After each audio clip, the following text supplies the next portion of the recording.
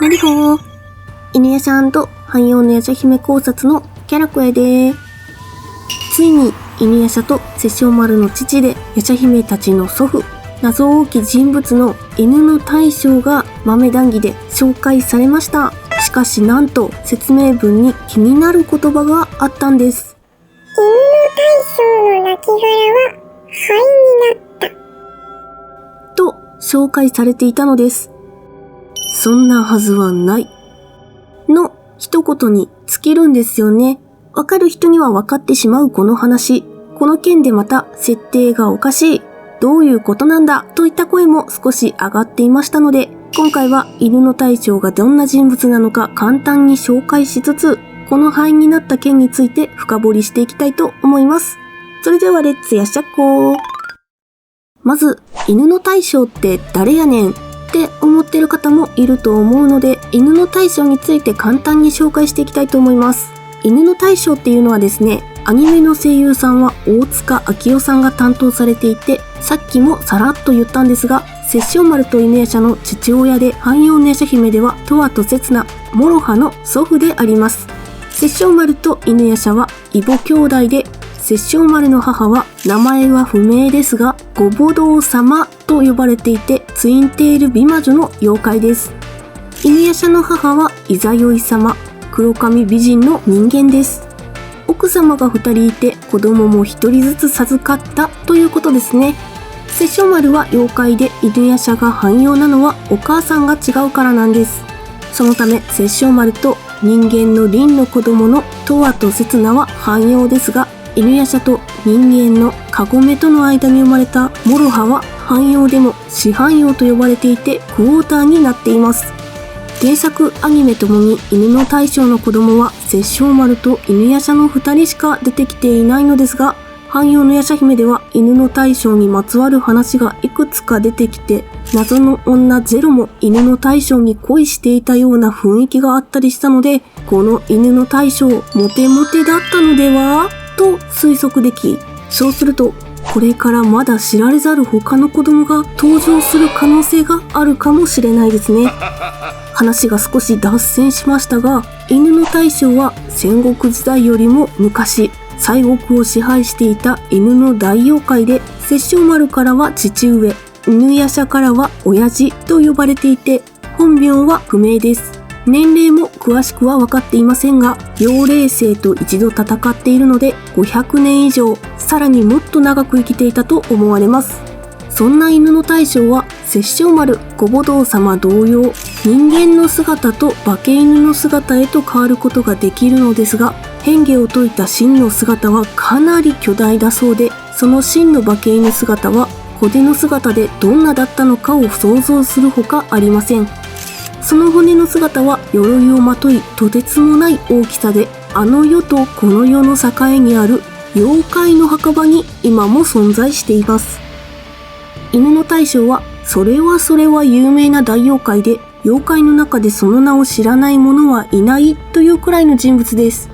これは汎用の夜叉姫で明かされた設定なのですが、東の大妖怪の麒麟丸と西の大妖怪犬の大将で妖怪のパワーバランスを保ち統治していたと言われています。かつて犬夜叉の時は東を支配していた大妖怪は龍骨星だったのですが、夜叉姫で麒麟丸が登場しどういうことなのかといった説明がなかったので、謎に包まれたままになっていて、ファンの間でモヤモヤが残ったままになっています。さらに龍骨星による脇腹への攻撃が致命傷となって亡くなってしまったことや、犬の大将に関する謎もいくつかあり、犬の大将ともあろうものがなぜ犬夜叉が倒せた龍骨星に致命傷を食らったのか、犬の大将は犬夜叉が生まれた日に亡くなってしまったが、犬夜叉の右目にいつ黒真珠を入れたのか、明賀や東東祭、初代宝泉記たちとも長いお付き合いがあったみたいやけど、鉄斎画や天聖画の遺産相続の話はいつされてたんだろうとか、なぜ人間のイザヨイ様を愛したのかなどなど、気になりだしたら止まらないくらい犬の大将は謎多き噂の男なわけなんですよね。もういっそのこと戦国おとぎ造詞犬の大将みたいなアニメ作って放送してほしいくらい主役級な動きをされてたと思うんです。しかし戦国おとぎ草子犬の大将はアニメ化されないと思うので、どんな風に犬の大将が過ごしてきたのか、犬の大将についてまとめた動画もまた作りたいなと思っています。それではここから犬の大将がなぜ豆談義で亡骸が灰になったとされたのかについて考えていきたいと思います。豆談義には鎌倉で命を落とし、亡骸は炎上した館とともに灰となった。陸は諸刃の紅の爆流派をその灰土を使って無力化したとあります。鎌倉で命を落とし、亡骸は炎上した館とともに灰となった。その経緯についてご紹介します。犬の大将は200年ほど前に龍骨星に戦いを挑みに行き、致命傷を受けたまま龍骨星を自身の牙で封印することに成功。そしてその足でいざよいのいる鎌倉の館へ走っていくも、いざよいに仕えていた武士、刹那の竹丸により燃え続ける館の中で追い詰められてしまいます。いざよいと犬や舎を逃がすことができた犬の大将は、そのまま館と共に亡くなってしまったということですね。刹那の竹丸の話は映画天下波動の剣に出てきたエピソードで、館が燃えているシーンは半妖の夜叉姫第21話でも陸が目撃していました。なので、ここで亡くなったのは間違いありません。ここまでは納得のストーリーで、なるほどな、となったのですが、亡骸が灰になったことについて疑問に感じているのです。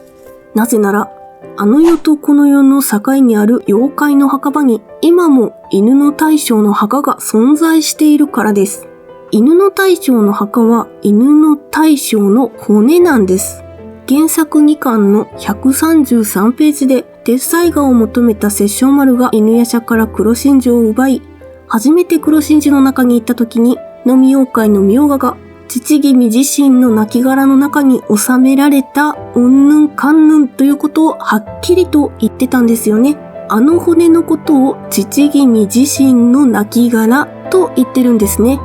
骨が灰になったのになぜ墓場に存在しているのか。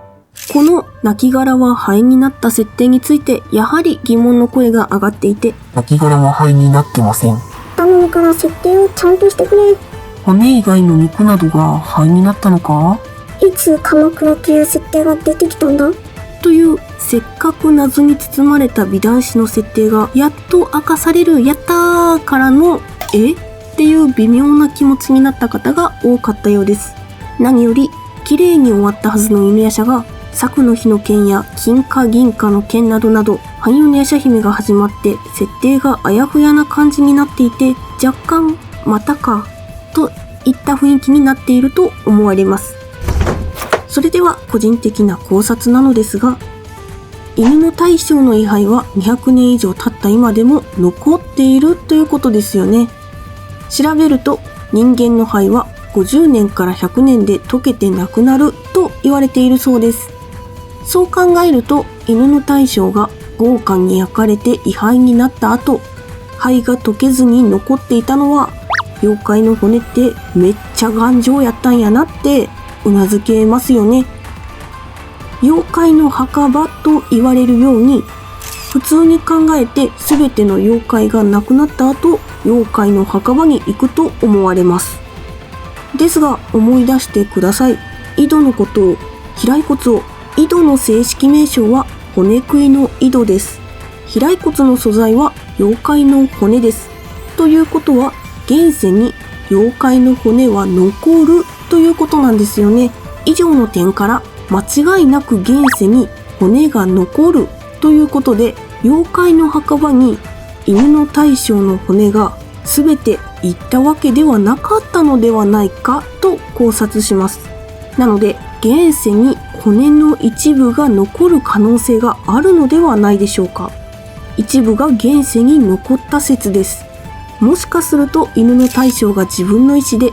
一部だけでも骨を残せたのかもしれない。なぜそう思ったのかというと、犬夜叉と殺生丸のことを考えて刀をそれぞれ分け与えたり、今までたくさんのことを考えて動いていた犬の大将はもはや先読みのプロなので、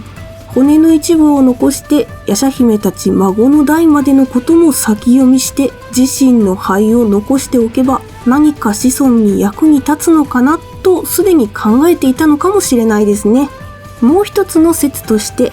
夜叉姫第23話で刹那に切られたゼロがあの時冥界への一本道にゼロが行ってるようなシーンがありました。それを明洞石で眺めるご母堂様。ご母堂様と談笑しながらも皮肉り合いバトルをしたわけですが、ゼロも妖怪ですので、あの後天生牙で生き返らなければ、おそらく妖怪の墓場に行ったと思うのです。ということは、妖怪の墓場にも存在するゼロと、亡骸となって存在するゼロと、二つの体があるため、現世でも丸ごと骨や灰が残り、墓場に行っても丸ごと骨が残る。どっちにもしっかり骨や灰が残る説なんじゃないかなと考えています。それでは今回の夜叉講は犬の大将の亡骸は灰になった件について考えてみました。この件について皆さんはどう思ったかコメントで教えていただけると嬉しいです。このチャンネルでは犬夜叉&夜叉姫の考察、解説、紹介、その他もろもろ生配信なども行っていて、犬夜叉好きのお姉さんが犬夜叉ファンと一緒に盛り上げ作り上げていく犬夜叉&夜叉姫チャンネルとなっています。犬の大将の二股かけるところは犬夜叉に引き継がれたんだって気づいた方はチャンネル登録。殺生丸様って一途で素敵ってさらに感じた方は高評価を。夜叉姫2の章でわからないところは全部明かされるよって一緒に考察を楽しんでいってもらえる方は Twitter のフォローもよろしくです。バイビー。